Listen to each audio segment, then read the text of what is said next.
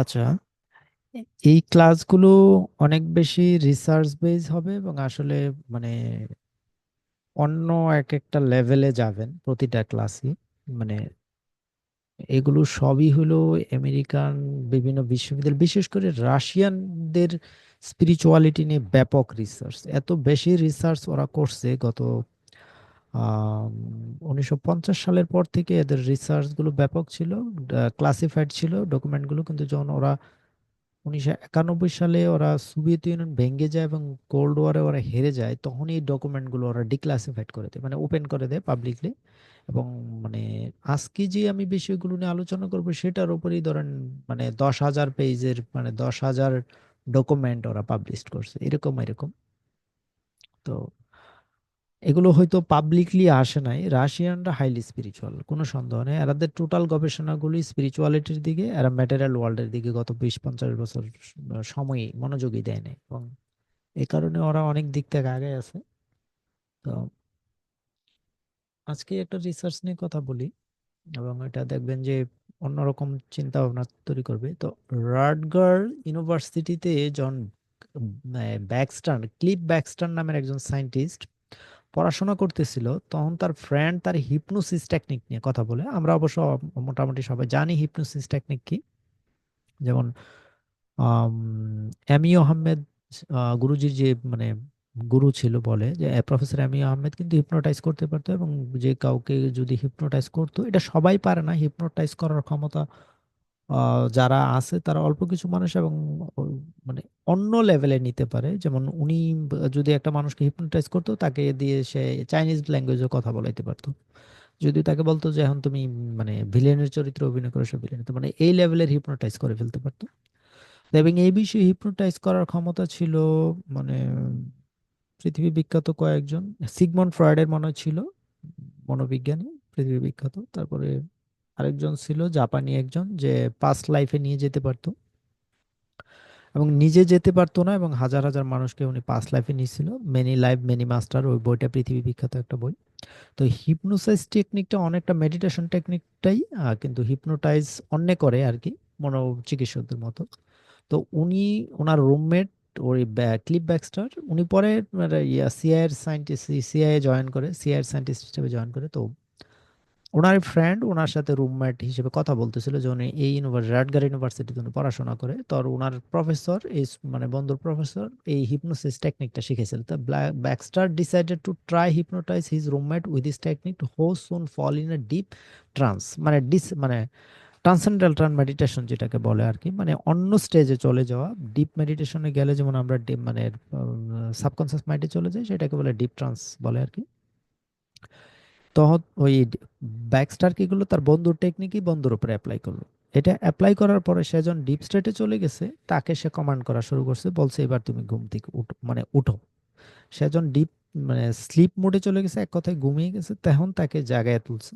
বলছে এবার তুমি যে নিচে, মানে আমাদের যে কি বলবো ডরমেটরি আছে, যে হলে থাকে ওরা, নিচে যে তুমি লগে সাইন করে আসো যে নাইট পাস নেওয়ার জন্য। যদি গভীর রাত 10টার পরে কেউ হলের বাইরে যেতে চায়, তাকে তাকে নাইট পাস নিতে হয় যে আমি হলের বাইরে যাব। তো সে নিচের লগে গিয়ে দারোয়ানের কাছে, সিকিউরিটির কাছে নাইট লগ দিয়ে লোকের সিগনেচার করে আসছে যে আমরা বের হব। তারপরে সে আসছে, আইসা আবার সে শুয়ে পড়ছে। তারপরে তাকে ওই স্ট্রেট থেকে তুলে নিয়ে আসে, হিপনোটাইজ মোড থেকে তুলে নিয়ে আসে, ব্যাকস্টার তুলে এনে এবার বলে যে তুমি বলো তো আমি তোমার সামনে নাই, দেখো তো আমি নাই। বলছে যে নাই, মানে তার সামনে জলজন্ত একটা মানুষ দাঁড়ায় আছে নাই। এবার সে ব্যাকস্টার কি করলো, সিগারেট আর নিল, সিগারেটের স্মোক, মানে স্মোক করতে থাকলো। বলো তো দেখো তো সিগারেট দেখো কিনা, বলে যে না দেখি না। এবং বলছে ধোঁয়া দেখো, বলছে ধোঁয়া দেখে। ইভেন সে তার ব্যাকস্টারকেও দেখতেছিল না, তার বন্ধু, এবং সিগারেটও দেখতেছিল না, বাট ধোঁয়া দেখতেছিল। এবার বলছে যে এবার তাকে মানে ওই স্টেট থেকে তুলে নিয়ে আসে আর কি, পুরোপুরি হিপনোটাইজ অবস্থা থেকে তুলে নিয়ে আসছে। বলছে যে তুমি মানে হিপনোটাইজ অবস্থায় এই করছো। বলছে না আমি কিছুই করিনি, এটা মিথ্যা কথা। বলছে না করছো। বলছে তার প্রমাণ দেই। বলছে যে তুমি হিপনোটাইজ অবস্থায় নিচে গেছিলা রাত 10টার সময়, তুমি গেট পাস নিবা, সেই জন্য তুমি তুমি যে লগে সাইন করেছো। বলছে ইম্পসিবল, আমি তো ঘুমাইছিলাম, আমি তো জানি না। তারপরে বললো যে ঠিক আছে চলো নিচে যাই। গিয়ে দেখে ঠিকই লগে গেছে। সিকিউরিটি বলতেছেন হ্যাঁ কিছুক্ষণ আগে তো আপনি এসে আমার লগে সাইন করে গেছেন এবং বলছেন যে আপনি বাইরে যাবেন। বলছেন আমি বিশ্বাস করি না, আমি তো আসি নাই। তো বললো যে দেখেন এই যে আপনার সিগনেচার, এবং দেখা যায় তারই সিগনেচার। তার মানে একটা জিনিস আমরা শিখলাম যে হিপনোটাইজ মোডে আপনাকে দিয়ে যে কোনো কিছু করা সম্ভব, এবং হিপনোটাইজ মোডটা হলো আপনার কনসাস মাইন্ড কাজ করবে না, আপনি যে চেতন, মানে আপনি যে এখন জেগে আছেন, আপনার আপনার নাম দাম ডিগ্রি কোনো কিছু আমরা মনে থাকবে না, যেমন আমরা ঘুমিয়ে গেলে মনে থাকে না, তো এটাকে হিপনোটাইজ স্টেজ বলে। মানে আপনি যদি কাউকে হিপনোটাইজ করে ফেলতে পারেন তাহলে অনেক কিছু করা সম্ভব, যেমন বি টু কে আলট্রা মানে ভয়েস টু স্কাল টেকনোলজি আছে অ্যান্টার্কটিকাতে, মিলিটারি ডিপ স্টেটের কাছে, যারা মানুষের যে কোনো মানুষের ব্রেইন কন্ট্রোল করতে পারে। তো অনেকটা ওই টাইপেরই। তো এই হিপনোটাইজ স্টেটে মানে আপনার সাবকনসিয়াস মাইন্ডে নিয়ে আপনাকে যা কমান্ড করবে আপনি তাই করবেন, কিন্তু আপনি মনে থাকতে পারবে না। যেমন বর্তমান পৃথিবীতে যারা সিরিয়াল কিলিং করে তারা অনেকেই এগ্রি করছে যে তারা যখন দিনের বেলা তারা দিব্যি ভালো মানুষ, রাতের বেলা তারা অন্য মানুষ হয়ে যায় এবং দুই চার পাঁচটা খুন করে এসে তারা আবার দিব্যি ভালো চলতেছে। তাদেরকে প্রশ্ন করলে বললেন না আমরা তো জানি না, মানে এটা হলো মাইন্ড কন্ট্রোল। হার্প টেকনোলজি, অনেক টেকনোলজি আছে যেটা দিয়ে মাইন্ড কন্ট্রোল করা হয়। আর এই হিপনোটাইজ হলো মানে ন্যাচারাল ওয়েতে আপনাকে হিপনোটাইজ করলো, মেডিটেটিভ লেভেল নিয়ে গেলো, আপনার মাইন্ডকে কন্ট্রোল করলো, সাবকনসিয়াস মাইন্ডকে যেটা সিগন্যাল কমান্ড করবে সেটাই করবে, বাট সে জানবে না। Okay fine. এটা একটা কেস স্টাডি, আমরা তিনটা কেস স্টাডি নিয়ে আলোচনা করার পরে আমরা একটা সামারিতে যাব, একটা মাইন্ড ব্লোয়িং সামারি আসবে। তারপরে আরেকজন আছে ডক্টর থমাস গ্যারেট, উনি থেরাপিউটিক হিপনোটিস্ট ছিল, who is the pioneer in the treatment of shell shocked soldier in the First World War. প্রথম বিশ্বযুদ্ধের পরে যারা অনেক বেশি ট্রমাটাইজ ছিল ওই সোলজারদের উপরে উনি কাজ করতো, হিপনোটাইজ করে তাদের এই ট্রমাগুলো রিলিজ করে দিত। Okay fine. Told me an outstanding experience he had with the of his private passion, মানে যে রাইটার বইটা লিখছে সে বলতেছে আর কি যে এই এই থমাস গ্যারেট আমাকে একটা গল্প বলে। সেই গল্পটা হলো যে একটা ইয়াং যুবক তার কাছে আসছিল, এই থমাস গ্যারেটের কাছে, সে ব্রডওয়ে প্লেয়ের come to the Garretts emotionally upset broken romance, তার মানে লাভ লাইফ ভেঙে গেছিল কোনো কারণে। মানে সে যে মেয়েকে ভালোবাসতো ওই মেয়ের সাথে তার মানে ডিসকানেকশন হয়ে যায়। পরে সে খুব ট্রমাটাইজ হয়ে এই থমাস গ্যারেটের কাছে আসে আর কি। তো থমাস গ্যারেট তাকে হিপনোটাইজ স্টেজে নিয়ে যায়। তো এখানে যে কেস স্টাডিটা হয় এটা খুব মানে চমৎকার। মেয়েটা অনেক দূরে থাকতো, তো মানে মেয়ে দুইজনের মাঝে খুব ভুল বোঝাবুঝি ঝগড়াঝাটির কারণে মেয়েটা দূরে চলে যায়। তো মানে এই যুবককে কি করলো, উনি হিপনোটাইজ স্টেজে নিয়ে গেল, বললো যে তুমি ঠিক আছে মেয়ের কাছে যাও, মেয়েটাকে হিপনোটিক স্টেজে নিয়ে তাকে ওই মেডিটেটিভ লেভেলে নিয়ে তাকে, মেয়ে যে বাসায় থাকে যেখানে থাকে তার ওই বাসায় নিয়ে গেলো। বলতো তুমি কি দেখতেছো, বলছো তুমি মেয়ের বাসার সামনে। বলছে ঠিক আছে তুমি সাহস করে ঢুকো, ঘরের ভিতরে ঢুকছে। বলছে এবার মেয়ে কি করতেছে, বলছে মেয়ে একটা ডেস্কে বসে আছে। বলছে ডেস্কে বসে কি করতেছে, সে কিছু একটা লিখতেছে, তুমি যাও ওর ঘাড়ের উপর দিয়ে তুমি দেখো ও কি লিখতেছে। তো বললো যে তারপরে ওই হিপনোটাইজ স্টেজ অবস্থায় এই থমাস গ্যারেটের কাছে যুবক বলতেছে কিন্তু যে হ্যাঁ মেয়ে একটা চিঠি লিখতেছে, ওকে কাকে লিখতেছে, বলছে হ্যাঁ আমাকেই তো লিখতেছে। তো বলছে ঠিক আছে চিঠিটা পড়ো। তো পড়তেছে যে হ্যাঁ সে মেয়ে যে তার সাথে খারাপ আচরণ করছে এই জন্য সে সরি বলতেছে, তা এই মানে মানে দুঃখ প্রকাশ করতেছে, এই নিয়ে চিঠিটা লিখতেছে। তারপরে এই যুবক এতটাই ইমোশনাল হয়ে গেল, সে ওই স্টেটেই খুব মানে এই অবস্থা হয়ে গেল। পরে দ্রুত তাকে হিপনোটাইজ স্টেট থেকে তুলে নিয়ে আসলো, এবং মানে তার লাভ লাইফ কিন্তু স্বাভাবিক হয়ে গেল। এবং ঠিক পরের দিনই ওই চিঠিটা তার হাতে এসে পৌঁছায়, এবং এই যুবক চিঠিটা নিয়ে ওনার কাছে আসে। চিঠিতে হিপনোটাইজটা যে ছেলে যা বলছিল চিঠিতে মোটামুটি সেম তিন চারটা ওয়ার্ড ছাড়া বাকি সব ঠিক ছিল। তিন চারটা ওয়ার্ড হয়তো সে কারেকশন করছে, এছাড়া চিঠিটা কিন্তু সেম ছিল। তার মানে আমরা একটা জিনিস শিখলাম, প্রথম কথা শিখলাম যে একজন মানুষকে হিপনোটাইজ স্টেজে নিয়ে আপনি তাকে হাঁটাইতে পারবেন, তাকে দিয়ে কাজ করাইতে পারবেন। হিপনোটাইজ স্টেজে নিয়ে আপনি একজন মানুষের আহ, মানে ওই স্টেটে কে সে কি করতেছে ওই মানুষের ঘটনাগুলো জেনে যাবেন। এটা। এরপরে আরেকটা কেস স্টাডি আমরা দেখি। An even more fantastic surrounding hypnosis story can be found in the Michel Talbot's epic in the holographic universe নামে উনি একটা বই লিখছিল, এই যে টেলবটস। তো উনি ওই বইতে একটা গল্প বলছে, the best collection of source field investigations. Source field ইনভেস্টিগেশনের উপরে আমরা ভবিষ্যতে ক্লাস নেব, যেটাকে আমরা গড ফিল বলি। পুরো ইউনিভার্স একটা ফিল্ডের উপরে দাঁড়ায় আছে। আজকে যেমন আমি 100 মাঙ্কি ইফেক্ট নিয়ে কথা বলছি। আহ, আচ্ছা রুবি আপা, আপনার কি শুনতে কোনো অসুবিধা হচ্ছে? আমার কানে ইকো হচ্ছে, একটু আনমিউট করেন তো। না, আ- একদম ক্লিয়ারলি শুনতেছি আমি। আচ্ছা আচ্ছা ঠিক আছে, আমার কানে এবার একটু আনমিউট হচ্ছিল। Okay fine. বুঝতে হ্যাঁ অসুবিধা হ্যাঁ। হচ্ছে না তো আমি যেটা বলতেছি? না না না। আচ্ছা, তো এই টেলবট যে বইটা লিখছে এটা hologram universe, one of the best collection of swords field investigation. Source field হলো 100 মাঙ্কি ইফেক্ট। আমি আজকে যেটা বললাম যে ইউনিভার্স একটা ফিল্ডের সাথে কানেক্টেড। আমি যা চিন্তা করতেছি, আমি যে কাজ করতেছি সেটা প্রভাব ফেলে দিচ্ছে বাকি 800 কোটি মানুষের উপরে। একইভাবে একটা বানর শিখলে বাকি 99টা বানর অটোমেটিকই শিখে গেছে, যেটাকে 100 মাঙ্কি ইফেক্ট বলে বা মহারিষি ইফেক্ট বলে, মহারিষি ইফেক্ট, ঠিক আছে, এটা ঋষি ফিল্ড।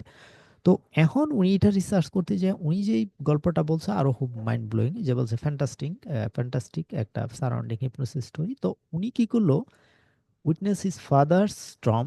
এই ট্রেলবট যখন যুবক, তখন সে তার বন্ধুর বাবাকে, না হিজ ফাদার ফ্রেন্ড, তার বাবার বন্ধুর নাম হইল টম, তাকে হিপনোটাইজ করছিল কোন একজন মানুষ, এবং হিপনোটাইজ করছিল 1970 সালে বাই এ প্রফেশনাল, একজন হিপনোটাইজ করতে পারে এরকম যে মানুষ দিয়া তার বাবার বন্ধু টমকে হিপনোটাইজ করছিল। এবং টমের বাবার, এই টমের সামনেই ছিল তার মেয়ে লরা।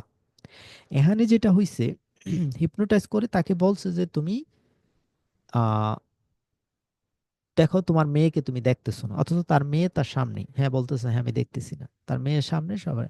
এবার হিপনোটিস্ট কি করলো, যে হিপনোটাইজ করলো সে কি করলো, তার মেয়ের ঠিক পিছনে একটা ঘড়ি ধরলো, একদম পাকস্থলীর পিছনে। বলে যে তুমি আমার হাতে কি রাখা আছে দেখো তো। বলছে হ্যাঁ আপনার হাতে ঘড়ি। বলছে ঘড়িতে, ঘড়িতে কি লেখা আছে? বলছে যে এই লেখা আছে। অথচ তার মেয়েকে দেখতেছে না, সে কিন্তু তার মেয়ের পিছনে হাতটা রাখা, তার পাকস্থলী বরাবর হাতটা রাখা, পাকস্থলীকে ক্রস করে ওই পাশে সে ঘড়িতে কি লেখা আছে, কয়টা বাজে, কোন ঘড়ি, ঘড়ির নাম কি, এভরিথিং বলে দিতে পারতেছে। Okay fine. তো এই তিনটা গল্প থেকে এখন আমরা সামারিতে যাব। গল্পটা হলো this challenge everything we think we know about a solid matter. তাহলে কি আমরা যে সলিড ম্যাটার সম্পর্কে যা জানি সেটা সম্পর্কে কিন্তু একটা চ্যালেঞ্জ ছুড়ে দিল। যখন হিপনোটাইজ স্টেজে নিতেছে, সলিড ম্যাটারটা কিন্তু আমার সামনেই নাই। এই যে লরা মেয়েটা সামনে দাঁড়ায় আছে, সেই মেয়েটা কিন্তু আমি দেখতেই পাচ্ছি না। লরা মেয়ের ঠিক পিছনেই আমি কি দেখতেছি, ঘড়ি দেখতেছি। অথচ এই রুমে বাকিরা কিন্তু লরাকে ঠিকই দেখতেছে, কিন্তু হিপনোটাইজ স্টেজে যাকে নেওয়া হয়েছে, এই টম কিন্তু আর মেয়েকে দেখতেছে না। এখন তারপরে কি হইলো, suggest that there is a part of our mind that vastly greater capabilities than the most of us are aware of. মানে আমাদের এটাই সাজেস্ট করে আমাদের মাইন্ডের একটা বিশাল ক্যাপাবিলিটি আছে, যেটা than we must aware of, যেইটুকু সম্পর্কে আমরা জ্ঞাত তার বাইরেও বিশাল একটা ক্যাপাবিলিটি আছে। সে মাইন্ডটা হইলো সাবকনসিয়াস মাইন্ড। সেটাকে যখন আপনি নেভিগেট করবেন, কেউ কন্ট্রোল করবে, আপনি অনেক কিছুই দেখবেন না, আবার অনেক কিছু দেখার ক্ষমতা তৈরি হবে। যেমন লরাকে কমান্ড করে দিছে সাবকনসিয়াস মাইন্ডকে, তুমি লরাকে দেখবে না। ওকে, সে লরাকে দেখতেছে না, লরার পিছনে সবকিছু দেখতেছে। তার লরা তো একটা জলযন্ত্র, একটা solid body.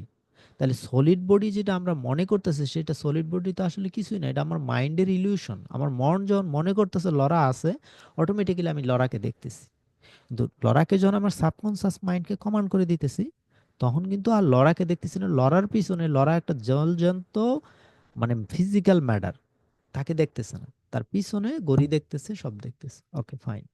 What we think the we may see about we may be nothing more than the product of a collective decision. তাহলে আমরা যা দেখি তা হইলো আমাদের একটা কালেকটিভ ডিসিশন। কালেকটিভ ডিসিশনটাকে আমাদের সাবকনসিয়াস মাইন্ডে যে প্রোগ্রামিং করা আছে সেই অনুপাতে আমরা দেখতেছি। And we are making to see it that way a form of mass hypnosis. গণভাবে যদি, তাইলে যদি আপনার পুরো মাইন্ডটাকে যদি আপনার জন্মের আগেই সাবকনসিয়াস মাইন্ডকে কেউ হিপনোসিস করে দেয়, স্টেসিস স্টেসিউসিস বলে এটাকে, হিপনোসিস স্টেজ বা অ্যাস্টিওসিস, মানে এরকম একটা স্টেসিস স্টেট বলে। তো এই স্টেটে আপনার মাইন্ডকে যদি হিপনোসিস করে দেয়, আপনি এই পৃথিবীতে জন্মের পর যেটা দেখানোর জন্য আপনাকে প্রোগ্রামিং করে, আপনি সেটাই দেখবেন। তাহলে আপনার সামনে হয়তো আপনি যেই ঘরে বাস করতেছেন, আপনার হাজবেন্ড আর আপনি দুইজনকে দেখতেছেন। ফর এক্সাম্পল আপনারা দুইজনে আছেন, আপনার ঘরে এখন হয়তো আপনার মা দাঁড়ায় আছে, আপনি দেখতে পাচ্ছেন। আপনার মা তো মারা গেছে অনেক আগে। কেন? আপনার মাইন্ডকে, সাবকনসিয়াস মাইন্ডকে প্রোগ্রামিং করে ফেলা হয়েছে যে এই বয়সে আপনার মা মারা যাবে, আপনার প্রোগ্রামিং করা হয়ে গেছে, আপনি আর আপনার মাকে দেখবেন না। আমি একটা জাস্ট লাইভ এক্সাম্পল দিলাম। Remember, we can walk, talk, interact with the world under hypnosis, travel out of body and make accurate observation, and may or may not have any conscious memory of what we did after we brought out of the trance. ওই কথাগুলো বলছে। Remember, we can walk, আমরা হাঁটতে পারি, কথা বলতে পারি, interact the world under. তার মানে কি, হিপনোসিস স্টেজে আমরা হাঁটতেও পারি, কথাও বলতে পারি, ইন্টারেক্টও করতে পারি। এই যেমন যেমন প্রথম স্টোরিটাতে কি ছিল, এই যে প্রথম কেস স্টোরিটাতে কি ছিল, তাকে হিপনোসিস করে তাকে কিন্তু ডরমেটরির নিচে নিয়ে গেছে হাঁটায়া, এবং ওইখানে হেঁটে গিয়ে সে কথা বলে আসছে, সিকিউরিটির সাথে কথা বলে আসছে যে আমি রাত 10টায় গেট পাস নিব, আমি বের হবো, এবং লগে সে সাইনও করছে। তাহলে সে ওয়াকও করছে, কথাও বলছে। এই যে সে কথাও বলছে, হাঁটা চলা করছে, ইন্টারেক্টও করছে ওই সিকিউরিটির সাথে। কি স্টেজে? হিপনোসিস অবস্থায় সে কথা বলছে। এবং আমরা ট্রাভেল আউট অফ বডি, কারণ আমরা কি করছি, আউট অফ বডি এক্সপিরিয়েন্স করছি। এই যে থমাস গ্রেট কি করছে, এই ইয়াং যুবককে কিন্তু হিপনোসিস স্টেজে সে ট্রাভেল করে নিয়ে গেছে অন্য একটা স্টেটে, যেখানে যে স্টেটে তার বান্ধবী থাকে, সেই বান্ধবী কি করতেছে সেটা সে দেখায় নিয়ে আসছে। তাহলে আমরা হিপনোসিস স্টেটে কি কি করতে পারি, হাঁটতে পারি, কথা বলতে পারি, ইন্টারেক্ট করতে পারি, এবং আমরা আউট অফ বডি এক্সপিরিয়েন্স গিয়ে অন্য একটা জিনিসকে দেখেও আসতে পারি। মে or my not have any conscious memory of what we did, মানে আমাদের কনসাস মেমোরিতে এটা থাকতেও পারে না। তার মানে কি দাঁড়ালো, আপনি যদি আজকে রাতে ঘুমায় যান আর আপনার সাবকনসিয়াস মাইন্ডকে প্রোগ্রামিং করা থাকে, আর আপনি রাতে রাতে আজকে গিয়ে চুরি করে আসলেন, ডাকাতি করে আসলেন, কিছু একটা ক্রাইম করে আসলেন, বাট আপনি আনকনসাস, তাহলে we did after we ব্রট out of, তার মানে চিন্তা করে দেখেন, আমরা যে ঘুমাচ্ছি রাতের বেলা, মানে আজকে জীবনে যতগুলো বছর পার করে ফেলছি ঘুমের মাঝে হাইপনোসিস স্টেটে, আমরা হয়তো অনেক কিছু করে আসছি। যেমন আমার মনে আছে, আমাকে ছোটকালে আমি কিন্তু ঘুম থেকে, মানে ঘুমন্ত অবস্থায় আমি ঘুম থেকে উঠে বাইরে চলে যেতাম। ঠিক আছে, আমি দরজা খুলে বাইরে চলে যেতাম, এটা আমার কয়েকবারই হয়েছে। পরে আম্মা বা যারা ছিল তারা আমাকে ধরে রাখতো। কিন্তু আমি কিন্তু সকালে উঠলে আমার বলতো যে তুই কিন্তু বাইরে গেছিলি, মনে আছে তোর? আমি বললাম, না তো। দেখছেন, মানে এই হিপনোসিস, আমি ঘুমের মাঝে আমি কিন্তু অন্য বাইরে চলে যেতাম, এটা অনেকের ক্ষেত্রেই হয়। তো কিন্তু আমাদের কনসাস মেমোরিতে এই জিনিসটা থাকে না, আমরা আমরা আমরা আনকনসাস হয়ে যাই, মানে সাবকনসাস মাইন্ডে অনেক কিছু করতেছি। We can also be psycho post hypnotic suggestion to act, think over behaviour in certain way এই যে আফটার ওয়েক আপ। তাইলে কিন্তু যখনই আমরা ঘুম থেকে জেগে যাই, পোস্ট হিপনোসিস, যখন আমরা হিপনোটিক অবস্থা থেকে বেরিয়ে আসি, সাজেশন টু অ্যাক্ট, হিপনোসিস স্টেজের বাইরে আসার পরও, জেগে ওঠার পরও কিন্তু আমরা, যে আমাদেরকে যেভাবে কমান্ড করে আমরা সেইভাবে দেখি। যেমন লরাকে তার বাবা দেখতেছিল না, কারণ তাকে কমান্ড করা হয়েছিল, সে ওইভাবেই সাজেস্ট, যেভাবে করছে সেভাবেই আচরণ করতেছে, সে সেইভাবেই কথা বলতেছে এবং সেইভাবে বিহেভ করতেছে আফটার উই ওয়েক আপ, মানে জেগে ওঠার পরও। This suggestion are apparently powerful enough to make a human being utterly invisible to us. তার মানে কি, এটা সেই সাজেশনটা এটাই আমাদেরকে সাজেস্ট করে, আমরা জেগে ওঠার পরও আমাদের সামনে কোনো একজন মানুষ থাকলে আমরা দেখতে পাই না, আটারলি invisible, while we are in the otherwise A normal state of conscious. যখন আমরা নর্মাল স্টেট অফ থাকি তখনও আমরা আমাদের সামনে অনেককে দেখতে পাই না। এটা কেন দেখতে পাই না? আমাদের সাবকনসিয়াস মাইন্ডের কারণে। এবং রাশিয়াতে যখন অনেক ধরনের রিভলিউশন হচ্ছিল, কনসেন্ট্রেশন ক্যাম্প হচ্ছিল, তখন রাশিয়ান অনেক সায়েন্টিস্ট, অনেক মানে ইয়েরা, ওই মানে দেখা গেছে যে মানে তাকে হলিয়া জারি করে দিছে, তাকে ধরতে পারলেই নিয়ে যাবে। তো এবং 20 বছরের জেল দিছে মনে কাছে। তখন তারা কোনো একটা জায়গায় অ্যারেস্ট, আবদ্ধ হয়ে গেছে, আর্মি চলে আসছে, পুলিশ চলে আসছে, দেখেছে এরকম একটা গল্প আমি পড়ছিলাম। পরে সে ওই বিল্ডিং থেকে নিচে নেমে আসছে, তাকে পুলিশ দেখতে পায় না, কারণ সে ওই রুমে আটকা অবস্থায় এমন কিছু অটো সাজেশন দিছে, এমন কিছু মাইন্ড প্রোগ্রাম করছে যে তাকে কেউ দেখবে না, এই মানে হিপনোটাইজ করে সে কিন্তু সবগুলো পুলিশের সামনে ধোকা দিয়ে বেরিয়ে আসছিল। তো আমরা এই স্টাডিগুলো থেকে আমরা একটা সামারিতে যাইতে পারি, যে আমরা আমাদের সাবকনসিয়াস মাইন্ডকে প্রোগ্রামিং করে ফেললে আমরা অনেক কিছুই করব যেটা আমরা জানি না। ও, কি বলতেছে যে আমরা কোথায় গেল, এই যে পার্ট অফ মাইন্ড বাসলি, এই যে উই ক্যান ওয়াক, আমরা ঘুমের মাঝে হাঁটতে পারি, কথা বলতে পারি, ইন্টারেক্ট করতে পারি। তার মানে কি, এটার টোটাল সামারিটা আমরা এটা বলতে পারি না যে এখন আমাদের যে সাবকনসিয়াস মাইন্ড, এই জন্যই কিন্তু এটা বিভিন্ন ধর্মে বলা হয়েছে যে এটা মায়া এবং ইলিউশন। এবং এমন কি হতে পারে না, আমাদের 800 কোটি মানুষ প্রত্যেকে একটা ডিপ স্লিপে, প্রত্যেকেই আমরা আসলে একটা হোলোগ্রামের ভিতরে। যেমন কোনো বুদ্ধিস্ট মঙ্ক মনে বলছিল যে সকালে ঘুম থেকে উঠে সে বলছে যে আমি রাত্রেবেলা স্বপ্ন দেখছি প্রজাপতি হয়ে গেছি। দেখেন এখানে গল্পগুলো রিলেট করেন এবং অনেক কিছু আন্ডারস্ট্যান্ডিং হবে, যেগুলো অনেক গল্প আগে শুনছেন, এটাকে ডিপলি আন্ডারস্ট্যান্ডিং হবে। তখন উনি মানে শিষ্যদের সামনে কাঁদতেছে, বলছে গুরুদেব আপনি কাঁদেন কেন? বলছে আমি রাতের বেলা স্বপ্ন দেখছি আমি প্রজাপতি হয়ে গেছি। তাহলে এতে কাদার কি আছে? বলছে এমন হতে পারে না যে আমি যে এখন জেগে আছে, আমার যে শরীরটা প্রজাপতির কোনো স্বপ্ন, প্রজাপতি স্বপ্ন দেখতেছে তাই আমি এই বডি। বহু গল্পটা শুনতাম, অনেকবার ওষু বলছে, কিন্তু আমি কখনোই বুঝতাম না। কিন্তু এই গল্পটা যখন আমি এই রিসার্চ গুলো পড়া শুরু করলাম তখন কিন্তু ক্লিয়ার হয়েছে। তাহলে এমন হতে পারে না আপনি আমি যে ক্লাস করতেছি আমরা দুইজনই কোনো একটা ড্রিম স্টেটে, কিংবা কোনো প্রজাপতির স্বপ্নের আউটকাম আমরা। এবং আমরা হইলাম এই যে সুপার ফিল্ডের কথা প্রথমে যে কথাটা বলছিলাম, যে একটা কি ছিল একটা কোথায় যেন এই যে সোর্স ফিল্ড ইনভেস্টিগেশনের কথা বলছিলাম, যে ইউনিভার্সাল এই যে সোর্স ফিল্ড ইনভেস্টিগেশন। এবং এটাই রিয়েল। এই সোর্স ফিল্টার পরে যা আছে সবই রিফ্লেকশন, এবং 12টা ডাইমেনশন তৈরি হয়েছে আর্টিফিশিয়াল রিফ্লেকশনে। আমাদের ইউনিভার্সও সবকিছু হইলো কৃত্রিম আর্টিফিশিয়াল, মানে রিফ্লেকশন, কি বলে যেটা হলো হলোগ্রাম। এই যে হোলোগ্রাম, হোলোগ্রাফিক ইউনিভার্স। হোলোগ্রাম মানে হোলোগ্রাম হলো সেই জিনিস, যেমন রানী এলিজাবেথের হোলোগ্রাম পুরো ইংল্যান্ড ঘুরে আসছিল, কিন্তু অথচ রানী এলিজাবেথ ছিল কোথায়? বার্কিংহাম প্লেসেই ছিল। তো আপনি রিয়েল আপনি এক জায়গায় বসে আছেন, কিন্তু আপনার হোলোগ্রাম কাছে। তাহলে এমন হইতে পারে না যে ইভেন এটার একটা ক্লাস পাবেন, যে আমাদের ডিএনএ, যে ডিএনএ বডিটা আমাদের 99.99% যে এনার্জি বডি সেটা, আর রিফ্লেকশন আমাদের হলো ম্যাটেরিয়াল বডি। তাইলে হলোগ্রাম মানে কোনো একটা জিনিসের রিয়েল বডির একটা রিফ্লেকশন।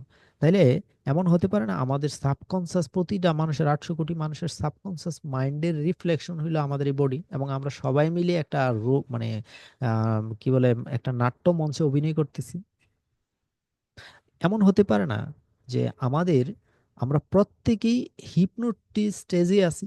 কারণ এই যে হিপনোসিস স্টেজে যদি আমরা থাকি, তাহলে আমি আপনি কে কি করব, কে কোন কথাটা বলবো, কিভাবে চিন্তা করব, প্রত্যেকের হিপনোসিস স্টেজে এটা করা হয়েছে। কারণ আমাদের সাবকনসিয়াস মাইন্ড তো আমাদের কন্ট্রোলে না। কারণ আমাদের এই সাবকনসিয়াস মাইন্ডটা হলো ইউনিভার্সাল মাইন্ডেরই পার্ট। সেই ইউনিভার্সাল মাইন্ড যদি প্রোগ্রাম করে ফেলে যে আপনি কি রকম করবেন, হাঁটবেন, আপনার সাথে কার দেখা হবে, কি হবে, এভরিথিং ইজ কন্ট্রোল। কারণ এই স্টাডিগুলো কিন্তু এটাই মিন করাচ্ছে যে আসলে হিপনোসিস স্টেটে নিয়ে একটা মানুষকে দিয়ে অনেক কিছু করানো সম্ভব। এই জন্য আমাদের কি বলে অ্যাওয়াকেনিং এর কথা বলে, দেখেন এনলাইটেনমেন্টটাকে কি বলে? অ্যাওয়াকেনিং, জেগে ওঠা। কারণ আমরা কিন্তু ডিপ স্লিপে, সবাই কিন্তু এই কথাটা বলে awareness, deep sleep, conscious. Conscious মানে চেতন হয়ে ওঠা, মানে ঘুমায় গেলে কিন্তু আমরা অচেতন। একইভাবে কি বলে যেন, হিপনো অ্যাওয়াকেনিং হওয়া, জেগে ওঠা। এই নির্বাণকে কিন্তু এই তিনটা শব্দই বলে, অ্যাওয়ারনেস, অ্যাওয়াকেনিং, কিংবা কনসাস, সুপার কনসাস। তাহলে মানে মোট কথা হলো ঘুম থেকে জেগে ওঠা। তাহলে আমরা প্রত্যেকে কি ঘুমায় নাই? যতক্ষণ পর্যন্ত এনলাইটেনমেন্টে না যাচ্ছে প্রত্যেক কিন্তু ঘুম স্টেটে আছি আমরা। এবং ঘুম স্টেটে রেখে এই যে এই লোকটাকে কি করছে ব্যাক্সটার, ব্যাক্সটার অনেকগুলো কাজ করায় নিয়ে আসছে, সিকিউরিটি গার্ডের সাথে দেখা করে নিয়ে আসছে, সিগনেচার দেয় নিয়ে আসছে। এই ডিপ স্টেটে নিয়ে গিয়ে এই ইয়াং যুবককে দিয়ে দূরের কোনো জিনিসকে অবজার্ভ করে নিয়ে আসছে। এই এই ডিপ স্টেটে নিয়ে, হিপনোসিস স্টেটে নিয়ে তার মেয়েকে সে দেখতে পাচ্ছে না। তাহলে আমরা কি একটা ইলিউশনে বাস করতেছি না? আমাদের পুরা জীবনটাই কি একটা ঘুমের ভিতরে চলতেছে কিনা? কিংবা আমাদের পুরা সাবকনসিয়াস মাইন্ডেরই একটা ঘুমের রিফ্লেকশন, কিংবা একটা প্রজাপতির স্বপ্নই, স্বপ্নই কি আপনি আমি না, যেখানে আমরা কাজ করতেছি। এবং এই বিষয়ে আহ সুফি বই লেখা হয়েছে, একটা সুফি বইটার নামই সুফি। এবং এটা বিদেশি বই, এবং বাংলায় অনুবাদ করা হয়েছে। পুরো পৃথিবীর 3000 বছরে যত ফিলোসোফার আসছে প্রত্যেকের মানে স্রষ্টাকে পাওয়ার পিছনে যে তাদের চেষ্টা, সেটা দেখেছে, এবং প্রত্যেকে ফেল করছে, এবং সক্রেটিস থেকে শুরু করে সবাই। এবং ফিলোসোফাররা দুইটা ভাগে ভাগ হয়ে গেছিল যে, এবং এটা রিয়েল স্টাডি হয়েছে, যে পুরা সুফি বইটা লেখা হয়েছে। এবং এই গল্পের মেইন ক্যারেক্টার হলো সুফি ক্যারেক্টারটা, সুফির ক্যারেক্টারটা চলতেছিল, পাশাপাশি প্রত্যেক ফিলোসোফার কিভাবে স্রষ্টাকে খুঁজতে যায় ফেল করছে, একদল নাস্তিক হয়ে গেছে, একদল আস্তিক হয়েছে, কারণ ফিলোসফি দিয়ে তাকে খুঁজে পাওয়া যাবে না। কিন্তু ওই গল্পের, টোটাল গল্পের মেইন চরিত্র হলো সুফি, একটা মেয়ে। এবং এই গল্পে সেই গল্পেরই ক্যারেক্টার, সে রিয়েলিটিতে নাই, কিন্তু সে জানে সে রিয়েল। কিন্তু ফাইনালি সে যা দেখতেছে যে না, তাকে নিয়ে কোনো একজন রাইটার বই লিখতেছে, ঠিক আছে, বই লিখতেছে, সে বই হলো সে একটা দিব্যি জীবন যাপন করতেছে, অথচ আলটিমেটলি যে সে জানতেছে যে না, রাইটার যেভাবে বইটা লিখতেছে ওইভাবেই তার জীবনটা চলতেছে। এবং ওই রাইটার পর্যন্ত যাওয়ার জন্য সুফি অনেক চেষ্টা করে, যেন তার রাইটার পর্যন্ত গিয়ে ওই রাইটিংটা বন্ধ করে দিতে পারে। নইলে তার জীবনটা চলতেছে রাইটিং এর উপর, অথচ সে জানতেছে আমি দিব্যি বেঁচে আছি, দিব্যি একজন মানুষ। কিন্তু রিয়েলিটিতে হইলো কোনো একজন রাইটার বই লিখতেছে, সেই বইয়ের গল্পের প্রতিটা ওয়ার্ড হইল সে, প্রতিটা প্লট হইল সে সুফি। এজন্য দেখেন সুফি এবং আমাদের সুফিইজম, ঠিক আছে, এবং ফিলোসোফাররাও ফেল করছে, এই গল্পটা দেখাইছে পাশাপাশি এখানে। তাহলে মূল সব কথা, মূল সামারিটা বোধহয় চলে আসছে যে আসলে আমরা একটা হিপনোটিক স্টেজে আছি। হিপনোটাইজ স্টেজে থাকলে আপনাকে দিয়ে যা কিছু করানো সম্ভব, এবং আমাদের সাবকনসিয়াস মাইন্ডটা হিপনোটাইজ স্টেজে থেকে এই কাজগুলো করতেছে। তাহলে আসলে তো আমরা রিয়েলিটিতে কেউ নাই। এবার আপনি আমার সাথে আলোচনা করতে পারেন, শেয়ার করতে পারেন, আমার লেকচার শেষ। আসলে একটা সত্য কথা। আমরা সবাই হিপনোটিস লাইফই লিড করতেছি, তাই এক্স্যাক্টলি। না? হ্যাঁ, আপনার জীবন যেই ধারায় যাবে এটা নির্ধারণ করা আছে, হ্যাঁ, আমারটাও রাইট, নির্ধারণ করা আছে। হয়তো নির্ধারণ আমরা করা এখন আছে। শেষ পর্যন্ত জানি না, আমরা হ্যাঁ, জাস্ট আজকের দিন পর্যন্ত জানি, আমরা এই পর্যন্ত চলতেছি। হ্যাঁ, কিন্তু হ্যাঁ, আগামীকাল কি হবে সেটা কিন্তু নির্ধারণ করা আছে। হ্যাঁ, হ্যাঁ, হ্যাঁ, ওই রাইটার লিখে ফেলছে, ঠিক আমার আছে। সাবকনসিয়াস মাইন্ডকে আমাকে প্রোগ্রামিং দিয়ে রাখছে, আমি কিভাবে হাঁটবো, কিভাবে কথা বলবো। ঠিক আছে, হ্যাঁ, হ্যাঁ। এতদিন এই এগুলো আমরা এগুলি গল্প প্রোগ্রামিং শুনতাম। দেওয়া আছে। হ্যাঁ, আপনার সাথে আমার দেখা হবে, এরকম রাইট, এরকম ক্লাস হবে, কথা ক্লাস, হবে, এগুলো সব প্রোগ্রামিং করা। প্রোগ্রামিং করা, কারণ এটা এখন, এখন আর এটা গল্প না, এখন এটা একদম গবেষণার লব্ধ রেজাল্ট। গবেষণা থেকে এই হুম, হুম। জিনিসগুলো বেরিয়ে আসছে। আর হিপনোটাইজ টেকনিক এখন ওয়ার্ল্ড ওয়াইড স্বীকৃত। অনেক জায়গায় হিপনোটাইজের উপর অনেক রিসার্চ হয়েছে, গবেষণা হয়েছে। আমি জাস্ট দুই একটা জিনিস তুলে আনলাম। প্রচুর হিপনোটাইজ টেকনিক এখন ওয়ার্ল্ডে প্র্যাকটিস হয়, এবং করে দেখা গেছে তাকে পাস লাইফে নিয়ে যেতে পারে। এগুলো হয়েছে। ওই যে বললাম যে 10,000 মানে পেজের ডকুমেন্ট হয়ে গেছে এগুলোর উপরে। হুম, হুম, হুম। খুব বিস্ময়কর ব্যাপার এটা, হ্যাঁ। সুন্দর গল্পগুলো আসলে দারুণ। অনেক কিছু শিখার আছে। ঠিকই আছে, আমরা সবাই এইভাবেই রেডি হওয়া, বুঝছো? হ্যাঁ, হ্যাঁ, রাইট। এখন এবং আমরা আমি জাস্ট আজকেও অভিনয় করে জিনিসটা যাইতেছি। ভাবতেছিলাম যে দেখেন, এক, কেউ রিক্সা চালাচ্ছে, কেউ মানে চাকরি করতেছে, এক একজন এক একটা ক্যারেক্টার, কিন্তু কারো কিন্তু এটা এবং কন্ট্রোলে এগুলি না। তো পৃথিবীতে প্রয়োজন। হ্যাঁ, এগুলি তো প্রয়োজন। প্রয়োজনটাই এবং দরকার। ওই যে একটা সিনেমায় কে ভিন্ন বিভিন্ন জন বিভিন্ন চরিত্রে অভিনয় করে, কেউ হ্যাঁ, ভিলেন, হ্যাঁ। কেউ হিরো, কেউ নায়ক নায়িকা, সবগুলো ক্যারেক্টার সাজানো হয়েছে একটা উদ্দেশ্যকে সাজানো কমপ্লিট হয়েছে করার জন্য। নাহলে কেউ কিন্তু এই করার জন্য। ক্যারেক্টারগুলো আমরা নিজেরা রেডি করি নাই। দেখেন আপনি, না। আমি যেই পরিবারে জন্মেছি, আমার ভাই মানে সে মানে কি বলে যে প্রতিবন্ধী, পড়াশোনা করে না, কিছু না, নাথিং, নর্মাল লাইফ লিড করে। অথচ আমি আমি তো ওই গ্রাম থেকে বড় হয়েছি, আমি তো ওইখানেই থেকে যেতে পারতাম। হ্যাঁ। আমি যে এত শিক্ষিত হব এটা তো আমার আমার কন্ট্রোলেই ছিল না। আমি যে আমার যে একদম ছোট কালটা যদি চিন্তা করি, আমাকে মানে মানে অন্য কাজও লাগাইতে পারতো। আমি চিন্তা করি আমার জীবনে হুম। বিদেশ যাওয়ার অপশন আসছিল, বিয়ে করার অপশন আসছিল, গ্রামে কৃষিকাজ করার অপশন আসছিল, মানে মানে কি বলে মানে কি বলে যে মাজারে থেকে যাওয়ার অপশন আসছিল, অনেক অপশন। কিন্তু এই অপশনগুলো থেকে থেকে কিন্তু আমার লাইফের চয়েস চেঞ্জ হয়েছে। কারণ দিন শেষে আমি আজকে এখানে, আমার জীবনে অপশন আসছে বিদেশ চলে যাব, কিংবা বড় চাকরি করব, ইঞ্জিনিয়ারিং পাশ করছি, এমবিএ করছি, কিন্তু কেউ যেন ক্যারেক্টারটা লিখছে। তাহলে বাকিদের জীবনটা এমন না কেন? ঠিক হুম, না? হুম। এটা মানে জিনিসটা সাজানো তারপরে হয়েছে। যে বললাম হায়ার ডাইমেনশনে, হ্যাঁ হুম। ডাইমেনশনে এরকমই আমরাও কোন একটা আত্মার বহন করতেছি, এখানে হ্যাঁ, এসে হ্যাঁ, পাঠ করতেছি। হ্যাঁ, রাইট। আবার দেখা যাচ্ছে হায়ার ডাইমেনশন আমার আর আপনার কোন একটা সম্পর্ক আছে হয়তো হ্যাঁ, এখানে। হ্যাঁ, কারেক্ট, এরকম সম্পর্ক হইতে ছিল। পারে। এবং দেখা গেছে দেখেন, ওই যে লরার বাবা, যেমন বাবা যেমন টম যেমন লরাকে দেখতেছিল না, কারণ প্রোগ্রাম করে দিছে আমরা হ্যাঁ। আমরা এই জায়গায় এই কয়জনকে দেখবো, বাকিদেরকে দেখবো না। এবং কেন দেখতেছে না? ওইটা, এটা দেখলে আপনার মানে লেসনটা কমপ্লিট হবে না, এবং আপনাকে দিয়ে যেই কাজটা কমপ্লিট করাইতেছে সেটা হবে না, আপনাকে দিয়ে সেইটুকুই দেখাবে। আপনার মাইন্ডকে প্রোগ্রাম করে দিচ্ছে তুমি শুধু এগুলি দেখবে, অন্যগুলো দেখবে না। ঠিক না? হিপনোটিস তো পুরাটা হয় সাবকনসিয়াস মাইন্ডে, তাই না? টোটালটা তাহলে ওই আমার যে এটা আমরা কিন্তু, মেডিটেশন করানো হ্যাঁ, হয়, রাইট, এই যে হ্যাঁ, হ্যাঁ, বিভিন্ন কথাগুলি শোনা হয়, এই যে গুরুজির যে টোটকা গুলা ছিল, ইয়াগুলা হুম, মানে হুম, তো হুম, সাবকনসিয়াস মাইন্ডকে প্রোগ্রামিং করার জন্য, ইয়েস, ইয়েস, তাই না? প্রোগ্রামিং যাতে করার আমরা জন্য, আরো ভালোভাবে চলতে পারি। হ্যাঁ। রাইট। হ্যাঁ, সাবকনসিয়াস মাইন্ডের যে অনেক একটা পাওয়ার, এই জিনিসটা কিন্তু তিনটা গল্পের মধ্যে সুন্দরভাবে ফুটিয়ে তোলা বইটা হয়েছে। আসছে, হ্যাঁ। এবং বিখ্যাত একটা বই আছে, বা পাওয়ার অফ ইউর মাইন্ড, ওই বইটাতে কিন্তু power of your subconscious mind, ওই বইটা কিন্তু পৃথিবী বিখ্যাত হয়েছে। ওইখানে কিন্তু বারবার ওইটাই আপনার মানে সাবকনসিয়াসকে প্রোগ্রামিং করা। তাহলে কেউ যদি আমার সাবকনসিয়াস মাইন্ডকে আগে থেকে প্রোগ্রামিং করে রাখে, ঠিক না? হ্যাঁ, আছে না অনেক পাওয়ারফুল মানুষ আছে না, হ্যাঁ, রাখতে পাওয়ারফুল পারে। না, আমি জন্মের আগেই কি করে রাখছে। হ্যাঁ, ঠিক না? তো কি আজীব ব্যাপার, হ্যাঁ? তাহলে এমন হইতে পারে না যে পুরো 800 কোটি মানুষের প্রত্যেকের সাবকনসিয়াস মাইন্ডকে আগে থেকে প্রোগ্রামিং করে দিয়েছে, প্রোগ্রাম হ্যাঁ করে হ্যাঁ, এই প্রোগ্রামিং করা, হ্যাঁ। রোলটা প্লে করতেছে, কারণ এটা তো সাবকনসিয়াস মাইন্ডকে টোটালি আমাদের কন্ট্রোলে আনে না, আনতে দেয়, আসে নাই, যার কারণে আমরা পরিপূর্ণ জেগে না। তাহলে আমরা যা করতেছি সবই হুম, কিন্তু ঘুমিয়ে থেকে, আর যদি জেগে যেতাম তাহলে কিন্তু বললে ফুল অ্যাওয়াকেনিং, ফুল অ্যাওয়াকেনিং তো কারণ নাই। হ্যাঁ হ্যাঁ ঠিক আছে, এবং এই রোলটা হ্যাঁ হ্যাঁ। করাইতেছে। তো এরকম অনেক অনেক ঠিকই আছে। অসাধারণ ক্লাস পাবেন, আমি ছোট ছোট ক্লাস স্লাইড রেডি করে এরকম ক্লাসগুলো দিব আর কি, হ্যাঁ।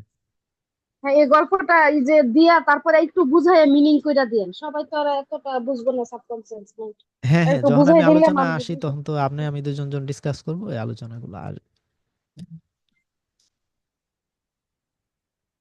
তারপরে আরেকটা স্লাইড আছে, এটা লাস্ট ওয়ান একটা স্লাইড, এটা অবশ্য ওই আলোচনার সাথে রিলেটেড না, এটা স্লাইড চলে আসছে, আমি আজকে এই স্লাইডটা পড়তেছিলাম আর কি, একটা যে physicist of the university of সোরে, সোরে ইউনিভার্সিটির একটা ইউনিভার্সিটি আছে, এটা ইংল্যান্ডের। ওইখানকার সায়েন্টিস্টরা কি করলো, discover the theoretical evidence suggesting the time may not always flow in the single direction. এই কথাগুলো নিয়ে আমরা আলোচনা করছি যে গত আগের ক্লাস, যে সময় আসলে রিয়েলিটিতে এক্সিস্ট করে না, আমরা এতদিন মনে করছি সময় শুধু ওয়ান ডাইমেনশনাল, অতীত থেকে ভবিষ্যতের দিকে যায়। কিন্তু এই বিশ্ববিদ্যালয়ের সায়েন্টিস্টরা কিন্তু প্রুভ করছে যে না, সময় আসলে টু ডাইমেনশনাল। এই যে may not are always follow in the single direction, একদিকে যায় না। আমরা মনে করি অতীত থেকে ভবিষ্যতে যায়, তারা বলতেছে না, ভবিষ্যৎ থেকে অতীতের দিকেও যাইতে পারে, অতীত থেকে ভবিষ্যতের দিকে যেতে পারে। There research indicate that in a specific quantum system two opposing arrows of time can simultaneously exist, one moving forward or another flowing backward. এটা সামনের দিকেও যেতে পারে, পিছনে। আচ্ছা, এটা আজকের আলোচনা। আচ্ছা, আমি রেকর্ড রেখে দিলাম আজকে পর্যন্তই, তাহলে থাক, আচ্ছা নতুন আর আচ্ছা। Slide ready okay. নাই।